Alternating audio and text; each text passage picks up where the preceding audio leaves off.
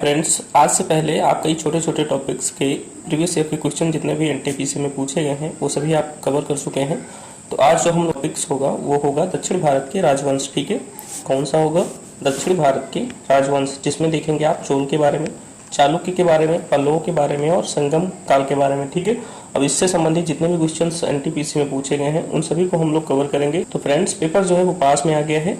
हो सकता है इन सभी टॉपिक्स से क्वेश्चन फिर से पूछे जाएं। ठीक है, बहुत सारे क्वेश्चंस जो होंगे जीके के वो इन्हीं सबसे रिवाइज होंगे और करंट के जो क्वेश्चन होंगे वो रिवाइज होंगे। तो करंट आप अच्छे से पढ़ते रहिए। चलिए देखिए, यहाँ पे क्वेश्चन दिया गया है।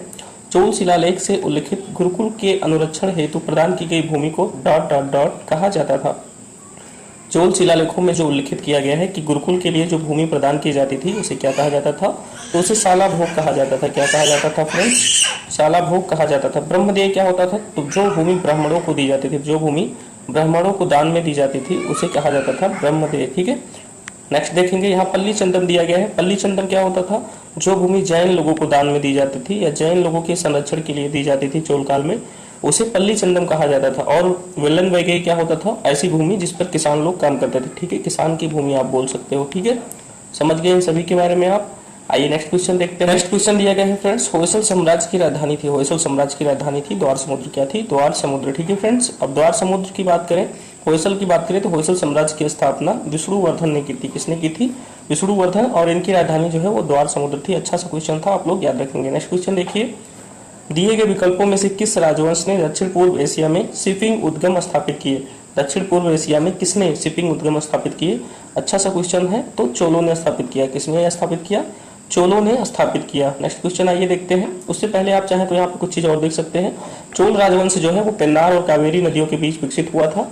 इस राजवंश की स्थापना यानी चोल वंश की स्थापना विजयालय ने की और चोल कालीन प्रमुख बंदरगाहों में महाबलीपुरम, कावेरीपत्तनम, सालिसूर और कोरकई आदि प्रमुख बंदरगाह थे। ठीक है, ये सारी चीजें आप याद रखें। नेक्स्ट क्वेश्चन दिया गया है, राजा सिंह विष्णु डैश वंश के शासक थे। किस वंश से संबंधित शासक थे? तो पल्लव वंश से संबंधित शासक थे। 26/7/21 को पूछा गया है। राजा सिंह विष्णु किससे संबंधित थे? पल्लव वंश से। ठीक है, बात करें पल्लवों की तो पल्लवों की राजधानी थी कांचीपुरम। क्या थी? कांचीपुरम। कांचीपुरम कहाँ पे है? तमिलनाडु में है। कहाँ पे है फ्रेंड्स? तमिलनाडु में है कांचीपुरम। नेक्स्ट क्वेश्चन आइए देखते हैं, पुलकेशिन प्रथम और पुलकेशिन द्वितीय नामक शासक डैश से संबंधित है। ये किस वंश से संबंधित है? तो ये चालुक्य वंशीय शासक थे। किससे संबंधित है? चालुक्य वंशीय शासक। ठीक है, 2021 में ही ये क्वेश्चन पूछा गया है। चालुक्य की बात करें तो वातापी के चालुक्य वंश की स्थापना राजा जयसिंह ने की थी। किसने की थी? राजा जयसिंह ने। और वातापी इनकी राजधानी थी। ठीक है, नेक्स्ट क्वेश्चन दिया गया है, पूर्व चोल राजाओं में से किसे सबसे महान माना जाता था? तो पूर्व चोल राजाओं में जो है वो करिकाल को सबसे महान शासक माना जाता था। ठीक है, नेक्स्ट आगे अगर आप देखेंगे, चोलों की आरंभिक राजधानी जो है वो उत्तरी मन्नूर थी और बाद में इन्होंने उरेयूर या तंजौर को अपनी राजधानी बना लिया था। ठीक है, नेक्स्ट क्वेश्चन आइए देखिए, और भी आगे अगर आप देखना चाहें तो करिकाल ने कावेरी नदी के तट पर पुहार पत्तनी, जिसको कावेरी पत्तनम बोलते हैं, नामक नगर की स्थापना की थी। ठीक है, ऐसा क्वेश्चन पूछा जाता है। कावेरी पत्तनम नगर की स्थापना किसने की थी? तो करिकाल ने ही की थी और ये चोल वंश से संबंधित था। किससे संबंधित था फ्रेंड्स? चोल वंश से संबंधित था। नेक्स्ट क्वेश्चन आइए देखते हैं, और भी इसमें कुछ फैक्ट दिए हैं, आप देख सकते हैं। कावेरी पत्तनम चोलों का प्रमुख पत्तन भी था और साथ में इनका राजकीय चिन्ह जो है वो बाघ था। चोलों का राजकीय चिन्ह क्या था फ्रेंड्स? बाघ था। ठीक है, नेक्स्ट क्वेश्चन देखिए, अगला क्वेश्चन दिया गया है, पल्लव वंश में कौन संस्कृत नाटक भी लिखा करते थे? पल्लव वंश में कौन सा शासक था जो संस्कृत नाटक भी लिखा करता था? तो उसका नाम था महेंद्र वर्मन। क्या नाम था फ्रेंड्स?